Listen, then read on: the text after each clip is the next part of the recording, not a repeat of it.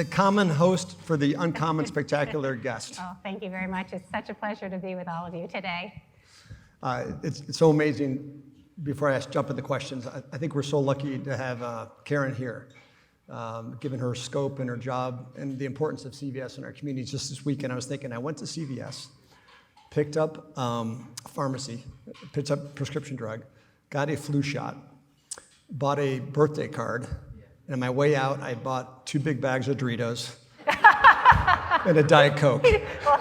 So I had appreciate that. Everything that you would need. So it is an amazing... Wait, you didn't stop at Minute Clinic. I didn't stop there yet. Next time. I didn't stop there yet. But your employees are amazing and dedicated, and they impact all of us every day. So it's so cool that you're here. So I just want to jump back to, Warren said you're a BC Eagle graduate, and I often tell these young kids that are graduating, you should get into healthcare, and so many want to get into all these other industries. But you started in healthcare, so I'm just curious if you could just open up. What drew you to healthcare in the first place as a BC graduate at the very beginning? So I actually started my career in public accounting, but my passion for healthcare has been fueled by 2 major events that I had in my life. At 12 years old, I lost my mom to suicide.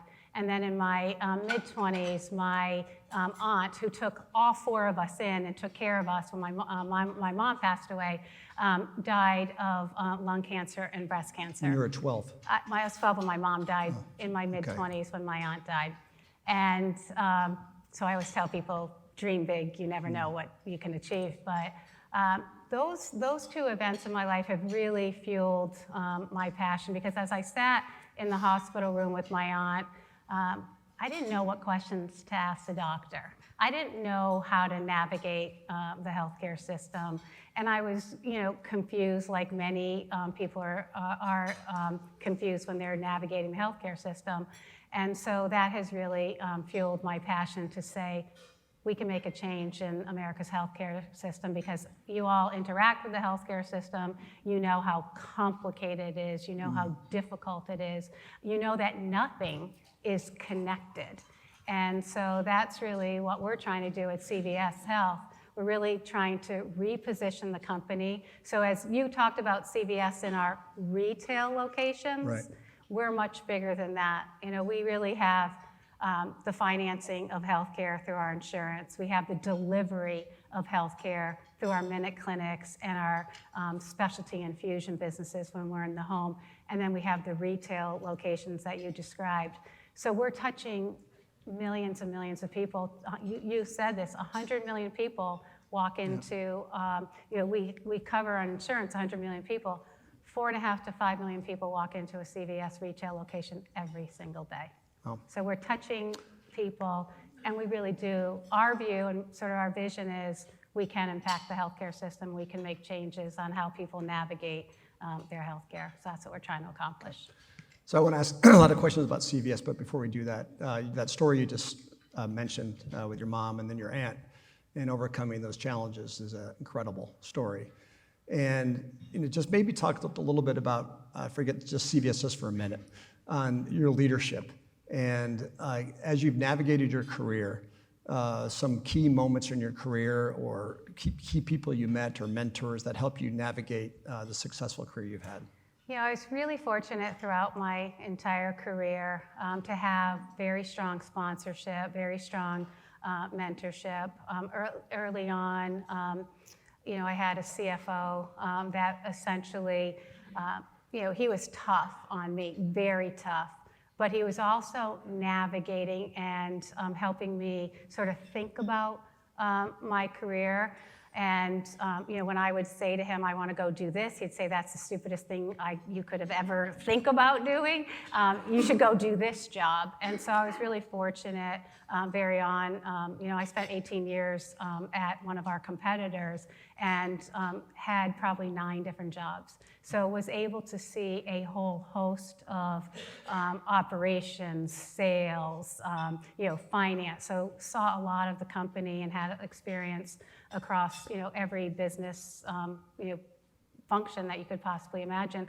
I actually even did an HR job at one point in my career. So now, when I laugh about it because my HR officer always said, I think I'm like this professional HR person, and she laughs at me, but I had 2 years, and it was really stepping out of your comfort zone to do different things. But in the end, as I look back and reflect upon my career, that was probably one of the most important jobs I ever did, because we all know that business is all about people. And it really sort of opened my eyes up about the amount of time that every single one of us in this room is spending with people. And it was probably one of those sort of aha moments in my career. Amazing. So you must get asked to speak at every women's leadership forum in the world. I do. You have to manage it, obviously. So you inspire men leaders, women leaders alike, but what's the common theme, the question when you get asked from especially up-and-coming women leaders about how you got your job, advice that you give them, how to balance? What common advice do you give aspiring women leaders? I always tell people, don't let your past define your future. That's sort of the one piece of advice I always say, because you can always rethink and reimagine your future. So that's one. The second piece of advice is make decisions. You cannot get paralyzed by lack of information and lack of data. And the third thing I always say is make sure that you're helping others succeed as well. And because we all don't do it alone. I didn't get here alone. I had a whole host of people supporting me along the way. I have had the benefit of having extremely strong management teams and the support of a wonderful husband. Yeah, it's great. Well, maybe on the CVS stuff, pieces of it, it's amazing how this company's transformed over the past decade. And you came up through more the insurance side, and we were talking on the phone beforehand. It's amazing, a couple things. One, just the strategy of this vertical strategy that's been put in place. So maybe first you could talk about just the rationale of bringing the insurance arm, Aetna, which you were a big leader in, with the retail group that had already owned the Minute Clinic. But with the rationale of that, and maybe learns from that and how that was a $70 billion acquisition. Right. A bit controversial at the time, took some time to get approved, but really a game changer, transformational move to help treat healthcare. Yeah. So maybe just talk about that. So one of the things that we were doing at Aetna was talking about, expanding into the communities. When you think about insurance, you think, oh, they're an insurance company. They don't really do anything but do the financing. But that's not really what we do. We're in the communities. We're doing, we have nurses that support the business. We're in the homes. But one of the things that we said was we need the reach to be in the communities. At the same time, CVS was looking for that next transformation. How can they keep evolving? Because they knew that they were having financial reimbursement issues with pharmacy. So the combination of the two brought the whole company to have the entire spectrum of someone's health journey. Right. So when someone thinks about their health, when you think about your health, the first thing you think about is when you get sick, you're like, how am I going to pay for that, right? And so between our Aetna and our Caremark business, we're helping people finance their insurance. And then you think, where can I go for delivery of care, and are there lower cost settings? So we have the Minute Clinic. We have a company called Quorum that is in specialty infusion. And then the follow-up care is, how do I think about making sure I stay healthy and have that follow-up care? And so we have nurses in the home. We have the retail community centers. So if you think about your healthcare journey, CVS can meet you all along the way. There was one area... I'm never going to leave CVS. You can't leave CVS. And there was one area that we didn't have, and that's our home capabilities. Right. I was going to ask you about that. You saw that we recently announced an acquisition, and it's special to me because it's my very first acquisition as the CEO. So we are acquiring Signify Health. That puts us smack dab in the middle of the home. They have 10,000 clinicians all across the country that are in the home working with Medicare patients. So between Signify Health, they're the largest health organization in the home. CVS has the largest retail health capability through our minute clinics. The power of the two are, a strong combination to have people access care in a very different way and be in the community and be very local and follow up easily. So you're connecting all the dots there. What about was a question that wasn't discussed before, but just on the IT enablement and digital capabilities, because I see how you're connecting all the dots for the patient journey, but how do you try to bring that all together to make it easier for the patient? It's a really great question, and one of the things that we are doing is I call it, we have to be a digital first tech forward company. As everyone's gone through the pandemic, one of the things that we saw was a big change in consumer behavior, a huge change in consumer behavior and using technology. And just to give you an example of that, we had, before the pandemic, not 10,000 telepsychiatry visits. Post-pandemic, we have 10 million telepsychiatry visits. So technology is the game changer in healthcare. So I've recently brought in a new head of technology. I've combined our data, and you can imagine how much data as a company we have. I know when you visited CVS. I know when you got your vaccine. I know what insurance you have. I know when you went to the Minute Clinic. I have a lot of data to be able to connect with you, to remind you it's time for a physical. It's time to get your vaccine. And then connect with you digitally and make that seamless. We're piloting right now QR codes, and you can actually, and we're doing this in a couple states, when your doctor sends an e-prescription to CVS, you will immediately get a pop-up on your telephone to say, we now have your prescription. When would you like to pick it up? You can pick it up this morning, you can pick it up tomorrow, and you can tell the CVS when you're going to be ready to pick it up. And that's new technology. But technology is the game changer in health, and if we don't stay up ahead of technology, we're never going to make that connected care and that personalized care real for an individual. And also takes a lot of pressure off the hospitals too. We Yes. talk a lot of healthcare people here, and the cost of healthcare in this country is quite high. Incredible technology, but helping that burden, doing more outpatient, that end-to-end service that you provide is super important for the future of healthcare. Super important. So one interesting thing is Karen grew up in the Aetna side of the business, and CVS acquired Aetna. And so I've been on the typically the acquiring side and never on the acquired side.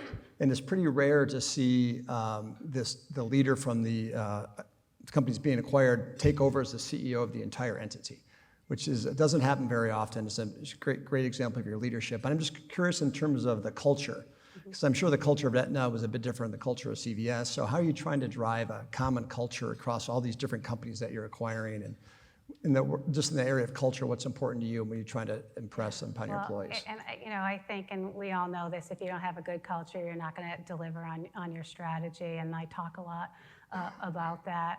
One of the first things I did when I took over as CEO was ask our employees, what do you want us as a company to have as our purpose? And because we're in the business of healthcare, and healthcare is an incredibly personal asset that we all have. It's actually the only important thing that we all have. And so the employees developed, I didn't do it, the employees developed our new purpose, which is we bring our heart to every moment of your health. And that was a really powerful statement, and the entire team, the entire company rallied around that because there's empathy, there's compassion, and people got really excited about it. Following on that, we did what we called hard at work behaviors. What are the behaviors that we're trying to develop and have kind of a common standard? And those were inspire, trust, join forces, those kinds of safety and health. And so we rolled those out. The other part of what we're trying to do with our culture is really be committed to our colleagues and be committed to our customers. So one of the first things that I did was I increased minimum wage for the entire country and for the entire company. So it was first out.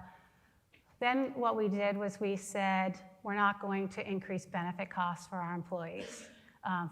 during the pandemic. So we held our benefit costs flat. We paid more of that. That sent a very powerful And was your message. turnover as great as many companies during the pandemic? In the retail side, it's pretty high. And the rest of the company, high. It's above norms, but not outrageous. So once we did that, the other thing we did, and I believe in sort of the walk-around culture. We've sent, as a matter of fact, our retail team, our entire retail management team goes out and works in stores once a month. And I visit stores randomly, and my head of HR was out in stores, and we realized that our pharmacists were working 12-hour shifts and weren't getting lunch breaks. We immediately put lunch breaks in. You can imagine I got death threats from that. Like, why would you close the pharmacy for a half an hour to give your pharmacist? I'm like, well, they're going to save your life. If they don't get a rest, it might not be good for you. So, and then I go visit stores, and that sends a really powerful message to our colleagues. And so I went into a store one day, and I was asking the pharmacy manager, tell me about what's going on. We had just rolled out new technology.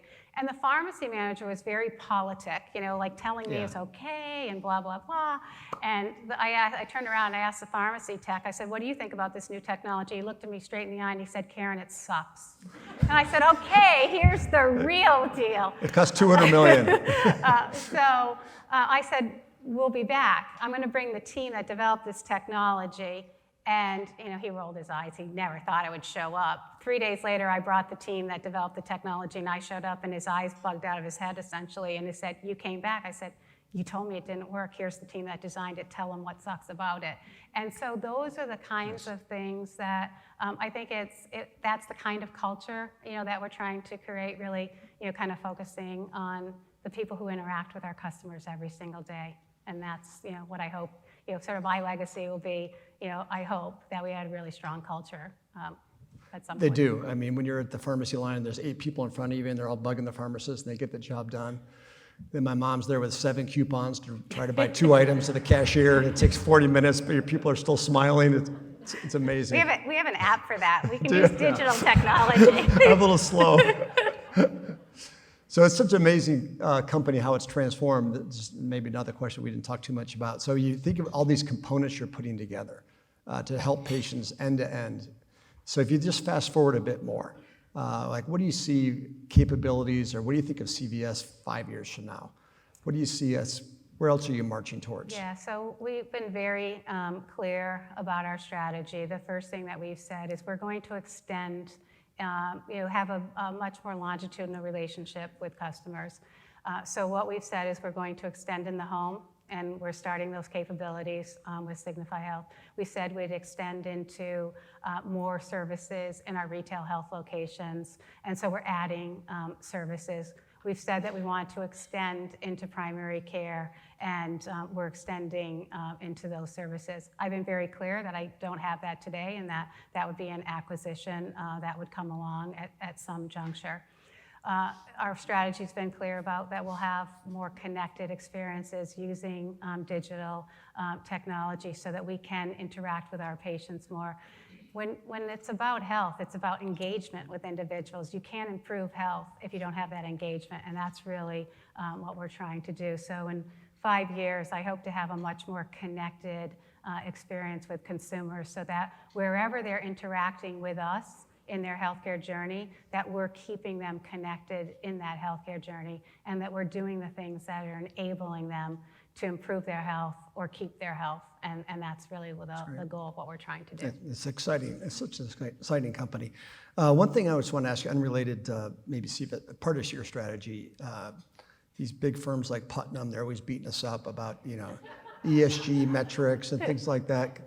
So I'm just curious, in the world of ESG, which has become so important to all of us in our careers, in our companies, investors demand it, reports on it that are a bit fragmented.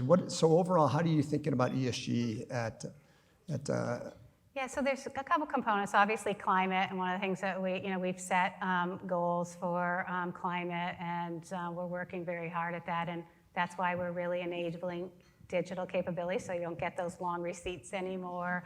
We're looking at our pharmacy, pill bottles, those are plastic. So we've really focused on, some of those things that we can quickly or not so quickly get at to help with climate. But where we're most focused on is health equity.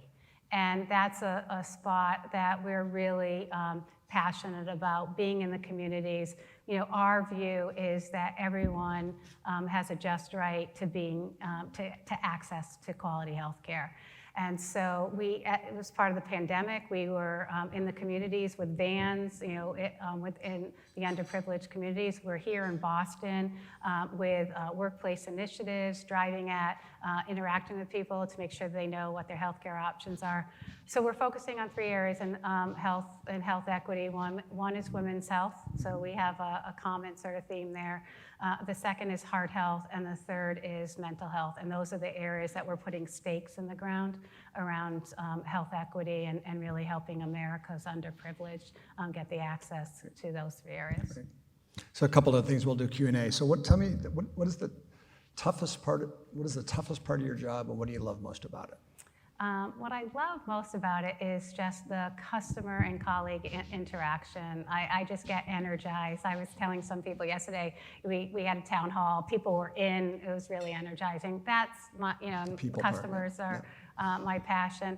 I think the hardest part of your job is, and this, is just the number of things that just come at you, in different ways all the time, and you're just juggling all those, talking about, this STARS performance one day and pharmacy performance, this, Right. so it's just all that, and you just learn how to juggle. It's And why have a I great get up team. at 4:30 every morning and do the Peloton to get that out of the way. Yeah, so do I. 8:30. No. All right, a couple of quick hitters I wanted to ask you. Some fun facts. Okay. Then we'll open up to Q&A. All right. Okay, the number one SKU, what is the most sold, most popular product at CVS? This will surprise you, but it's 4x6 photos, 4x6 inch photos. That does surprise me. It surprised me too, but if you think about it, people have 10, 15, 20 at a time. So it surprised me when I looked it up, like, ooh. What is the oddest item sold at CVS? Plungers. We sell Plungers? plungers. Yeah, toilet plungers. Okay. Don't need to expand. How many patients do you treat at Minute Clinics? We had 5 million Minute Clinics visits last year, and to date it's over 2.5 million. Okay, awesome. And also, just 2 more. On the digital customers, how many digital customers? We have 45 million individual unique digital customers. Awesome. And that was, when I first started, probably in the 15 million. We've been really driving it. This question, audience participation, if that's okay. Yeah. Sell more Mother's Day cards or Father's Day cards? Raise your hand if you think it's Mother's Day. Father's Day, like almost none. Just 2. Troop. It's true, they're right. Because he forgets Mother's Day. So what's Mother's Day or Father's Day? It's Mother's Day. Sell more Mother's Day cards. Yep, by far. Wonderful. We'd love to open it up to questions from the audience. It's an amazing company, an amazing leader, and so we'd love to hear any questions or comments from the team. Hello. Hi. Anthony Lamacchia. Curious, do you ever go into the stores without them knowing you're coming in? All the time. It's actually the only time I go. I don't tell them I'm coming because what I learned was that they prepare for days, and I didn't want that to happen. So I literally walk in the stores unannounced, introduce myself, and then have those conversations that I talked about. So you do introduce yourself, okay. Eventually, like the other day, so I did my bivalent shot in this arm, and I did my flu shot in this arm on Monday night, and I didn't tell them who I was until after. And That's awesome. and they were great. And and the other thing I do is I carry around CVS heart pins. And they have, we have CVS heart pins that everyone has, but I have special ones that have bling around the heart, and I hand them out to people when I go across the company, so when they're doing great things. And talk about culture. The other thing I've recently done is I started what I call CVS Hero Awards. And I literally, when I get stories about individuals that are doing unique and exciting things, I immediately, we give them a spot bonus. They get a letter from me and send them out. Like we had this guy, can I tell you a story? We had this guy. I'm just a common moderator. You're the uncommon speaker. This gentleman, I had a letter sent to me by a daughter of a mom who had Alzheimer's. And this gives you a sense for the impact that we have as a company. And her mom went around, got in the car and started driving around the community. And she was 20 minutes away from her house, and she saw a CVS. And she knew that she went to a CVS that was in her apartment building, so she drove into that CVS. One of our employees started talking to her and realized that she was lost and didn't know where she was. He got information from her, called the daughter, and kept the mom in the store until the daughter was able to come get her. This employee was day one on the job. So he got a CVS Hero Award. I was so excited about that. That's great.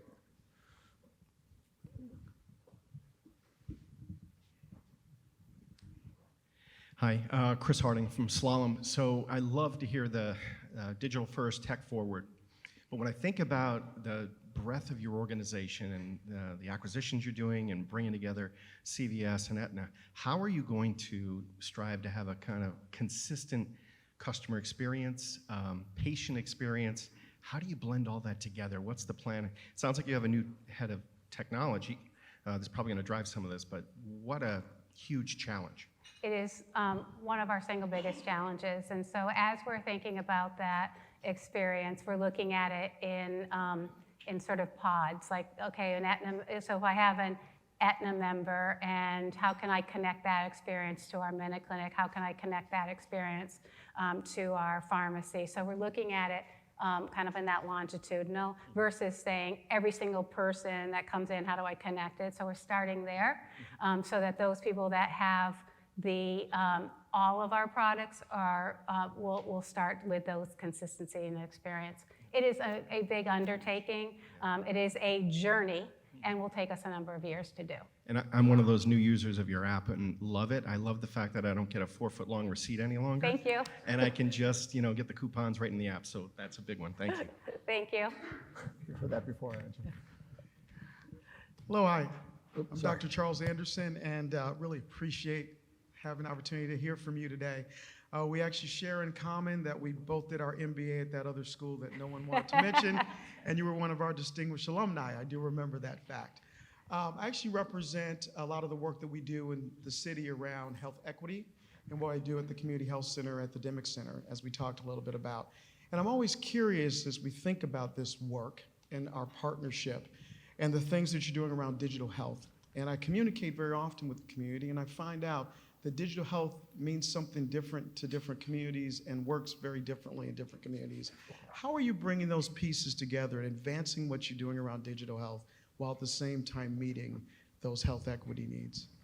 Yeah, so it's a really great question. And, one of the things that, we started, with kind of that digital connection is just sort of basic stuff. Like, even when you were going in to get vaccines and using digital to connect you with that scheduling and then following up with that care. We have an opportunity with health equity as we kind of think about those communities in which we serve, how to make that connection more real. To be quite honest, we have a lot of work to do around that, and we're kind of still continuing to think about it. But that's really some of those connections. But we're going to start with that heart health that I talked about, and mental health, and in I lost my train of thought. So those three areas, and then we're going to kind of model the technology underneath it, and that's in those communities, and we're trying to figure out why people use and how they use it. So we've got to do some real research first before we really make those connections. Love to. I'm looking forward to having those conversations with you. Thank you. Brett Burns from B of A. You mentioned Signify. Obviously, Amazon was involved in that potential bid as well. And clearly, you probably can't talk about that transaction right now. But can you talk a little bit about Amazon coming into space? They bought PillPack a couple of years ago. Clearly, they're interested in healthcare. How do you think about them as a new competitor? Yeah, so obviously Amazon has disrupted every single industry that they've walked into, so we pay particular attention to what's going on. As you know, they recently announced an acquisition of One Medical. And so one of the things that I think about relative to what we're doing versus what Amazon is doing is I really look at it from a health perspective and a personal perspective.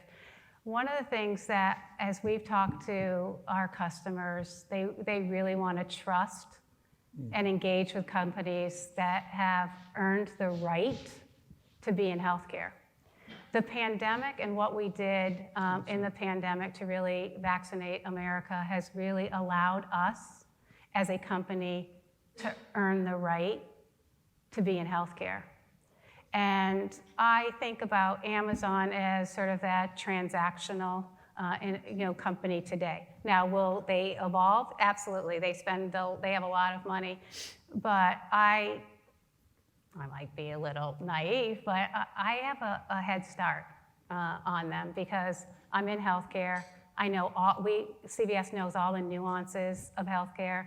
It's a highly regulated industry, as you know. And people want to trust the companies that they interact with. You want to trust when you're thinking about your health and you think about all the challenges that you have with your health. You want to make sure that that company behind you that's supporting you understands everything there is about health. CVS understands people's health. We're passionate, we're committed to improving healthcare in America. I don't know if Amazon is or isn't, but that's what sort of I view, and now I'm playing my game. And I'll watch our competitors, but I'm going to play our game and I'll play it hard. And I like to win. Good for you.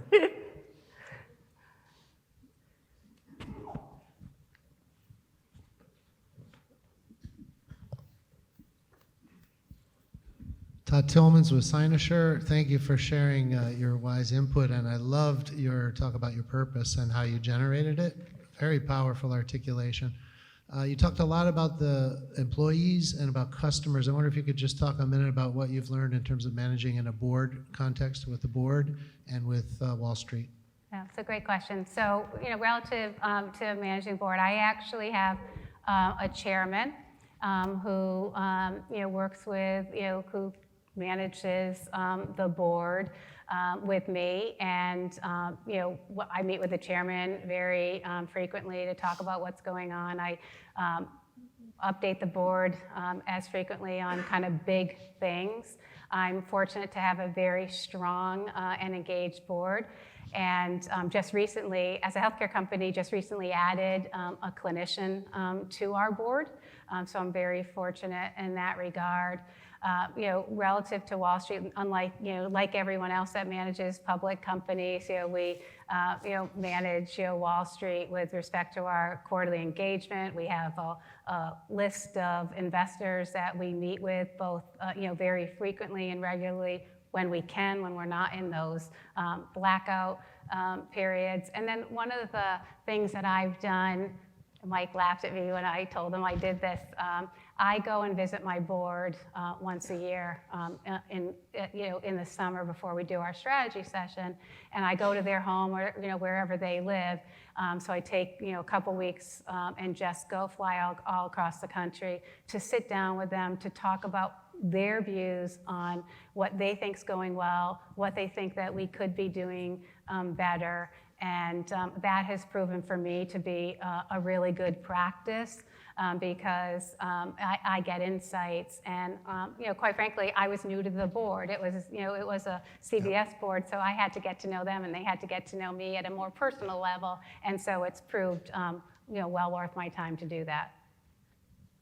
Great. Hi. Hi, we're from Boston Diabetes Center. Great to see you. Nice to see you. We are arguably in a mecca of We are arguably sitting in a mecca of medical innovation, but also in a sort of heartland of what I would describe as traditional academic medicine. What advice or observations would you give to those organizations that are kind of anchored to that model?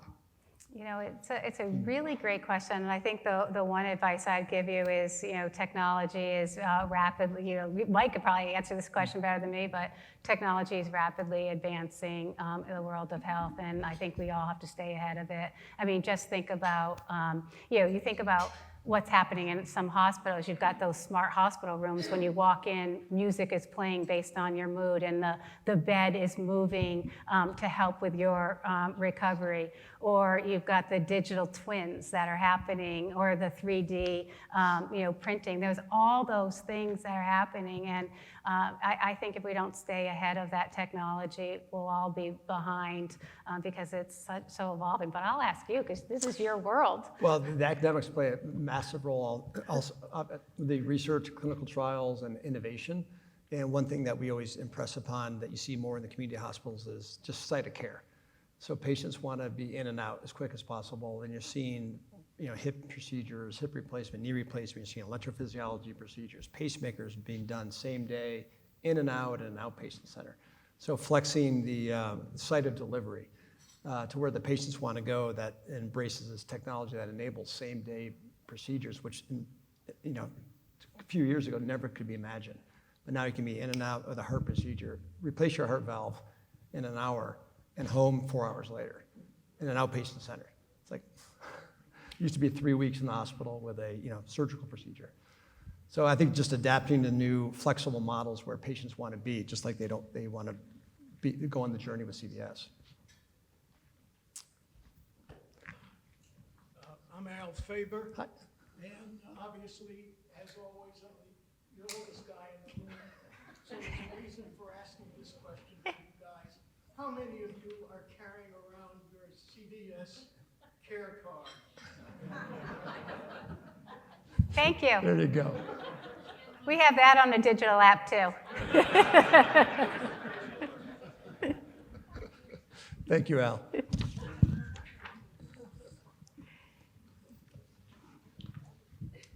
Hi, David Fry at KPMG. A colleague of mine walking over together today made a great comment that it was not so long ago that cigarettes were removed from the shelves of CVS. And then hearing your very clear emphasis on health, there are aisles in a CVS store where you feel you're in a health store. There are aisles where you'd feel you weren't in a health store. Mike mentioned his Dorito purchase, I think it was, for example. Could you just comment on thought behind this within the walls of your company? So one of the things we talk a lot about is, you know, we've been creating these health hubs. So if you walk into some of our new refurbished health hubs, you'll notice that, you know, we've put all of the health things up front, vitamins, any access, you know, Band-Aids, anything that's health related is all up front. And then we've kind of pushed out the non-healthy things to the back or to the sides. You know, obviously, we're in the midst of looking at all of our inventory to decide what should be in and what should be out. But we don't necessarily think a candy bar, you know, one candy bar isn't, you know, that unhealthy. We can all have a Snickers bar or peanut M&Ms, which peanut M&Ms is our #1 sold candy. So that's another trivia point for you.